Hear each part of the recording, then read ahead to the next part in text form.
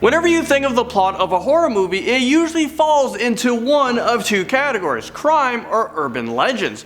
I don't know if I can think of one that falls into both categories, except for like every single episode of Scooby-Doo. But when a criminal catches the attention of so many people, you better believe people are gonna start telling some stories. And seriously, there are some really messed up urban legends surrounding some of the world's scariest criminals, and I'm here to tell you guys all about them. What's happening, you guys? I'm your host for this one, Land and Do Not Sing, and welcome back to another most amazing top 10 video. Before we get started, I want to know, what is your favorite urban legend? Let me know in the comment section below. Alright, let's get right into this. This is the top 10 scary criminal urban legends. Starting us off like we always do, and at number 10 is an urban legend of a guy named CROPSEY. CROPSEY was a boogeyman type of beast that would disembowel kids at night. Parents reassured their kids that CROPSEY didn't exist, but apparently he might have existed. He might be real. In 1987, a man named Andre Rand was convicted of kidnapping multiple children in the 70s in the same area where the legend spread. He denied being involved with any disembowelment, but enough people filled in the blanks and spread the word that Rand was a notorious CROPSEY. Alright, following that up, at number 9 spot we have CANDYMAN. CANDYMAN is basically about a ghost seeking revenge and breaking through a bathroom mirror to take its victims. Kind of like a Bloody Mary almost. Have you guys ever turned off the light, stared at the mirror, and said Bloody Mary 3 times? Don't do it.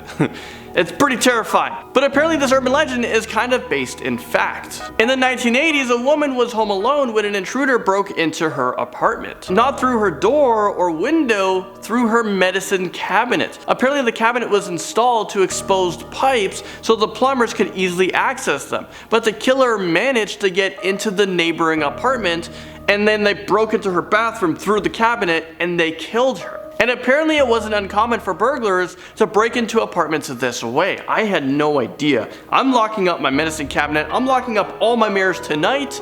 So yeah, apparently being murdered by someone coming through your vanity isn't as supernatural as CANDYMAN made it seem. And at number 8 is Hermit of Maine's North Pond. For nearly 30 years, hikers, canoeists, and campers would find that their belongings would regularly go missing. Of course, with nobody being found for so many years, countless rumors began to spread. A poltergeist, a mysterious animal. Until one night in 2013, a man named Christopher Knight was confronted by park rangers. Well, it turns out he had been living alone in the woods for 27 years, keeping tabs on everyone who stayed there and would steal from them in order to survive. Well, he confessed to around 40 robberies per year. That comes out to be about 1,000 robberies in total.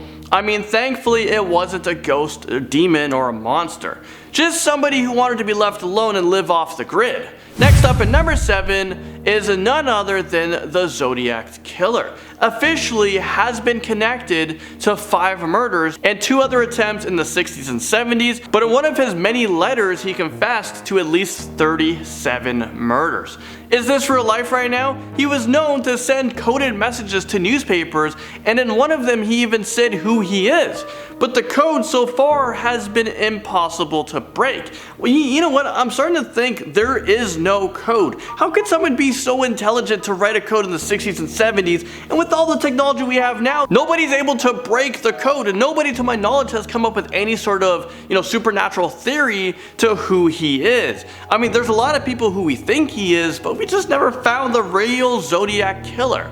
Number 6 today goes to Alice Killings. This legend says that between 1999 and 2005, a span of 6 years, a series of murders took place in which the killer left behind a single playing card with the word Alice written on it. It would be written in the victim's blood. These murders all mirrored each other exactly down to the name of the victim. However, these murders apparently never even took place, but it said that the legend was based on an actual serial killer who did leave the playing cards next to his victims. It's just that there's no actual indication of an Alice or other spooky similarities between the killings. Alright, halfway now, and at number 5 on our list we have the Bunnyman. So not the boogeyman, I'm saying that the Bunnyman, the scary little creature that is so cuddly and scary. And well, in the 1970s, the Bunnyman was a guy who was known to gut and hang rabbits from under the overpass and eventually moved on to larger victims. The larger victims being people. Teenagers specifically, locals were cautioned to stay away from this bridge, especially during Halloween time. And is it just me, or is Halloween coming up right now? Well, it's thought that this urban legend was rumored to originate from an actual grown adult man who would wear bunny ears and terrorize people with a hatchet. I mean,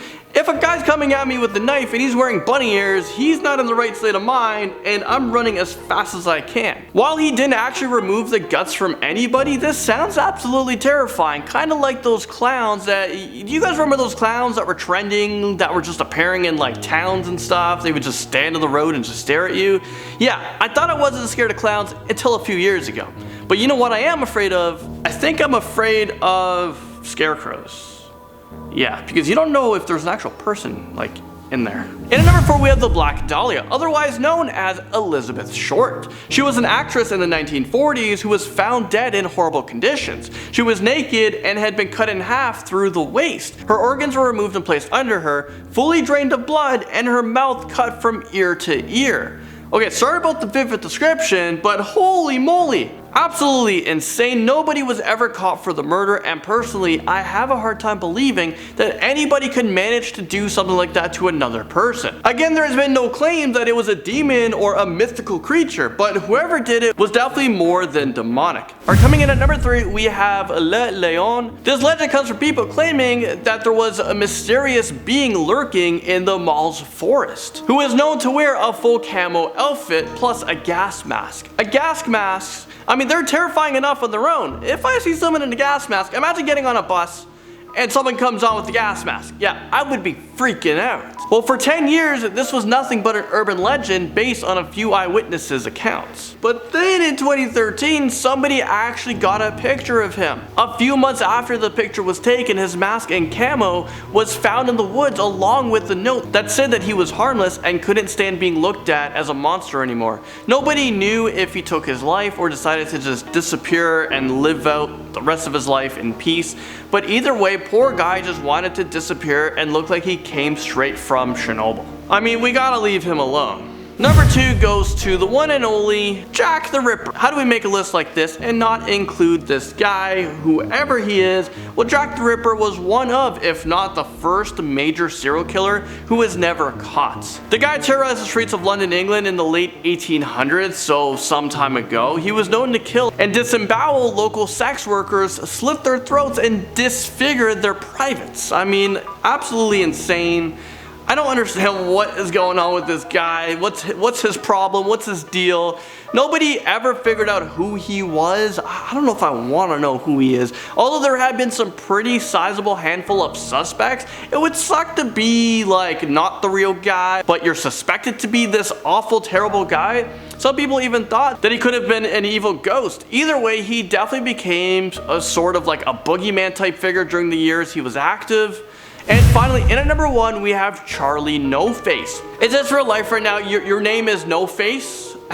Mr. No Face was known to show up to people who were walking around at night, appearing out of nowhere with a face mishap enough to make the unsuspecting person go running. But Charlie wasn't some terrifying demon coming to steal your soul or kill you. He was a guy who touched active electrical wires as a kid, and that's what it resulted in. Well, he knew that people would be scared to see him, so he opted to go for walks at night to avoid scaring too many people. He sounds like he must have been a sweet guy, but he didn't stop people from coming up with this urban legend about him. Well, there you guys have it. That was the top 10 scary criminal urban legends. Let me know in the comment section below which one you thought was the scariest, and also what other top 10 videos you would like to see in the future. I was your host for this one, Landon Do Not Sing, and I'll see you guys all in the next one.